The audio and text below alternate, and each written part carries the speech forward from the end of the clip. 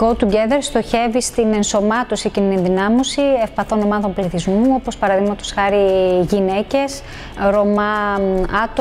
άτομα μεγαλύτερης ηλικίας ή παιδιά τα οποία βρίσκονται σε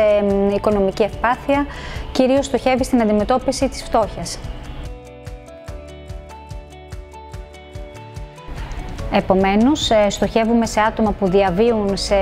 κακές συνθήκες και τα οποία δεν έχουν ένα σωστό και ασφαλές περιβάλλον και ξεκινούμε και κάνουμε αρκετές κατασκευαστικές εργασίες, παραδείγματος χάρη για να γίνει πιο προσβάσιμο το μπάνιο τους, για να μπορέσει να εξυπηρετήσει καλύτερα ένα άτομο ηλικιωμένο, ένα άτομο το οποίο έχει κινητικές αναπηρίες ή ακόμα και ένα άτομο το οποίο απλά μένει σε ένα σπίτι το οποίο δυστυχώς πέφτει το ταβάνι του.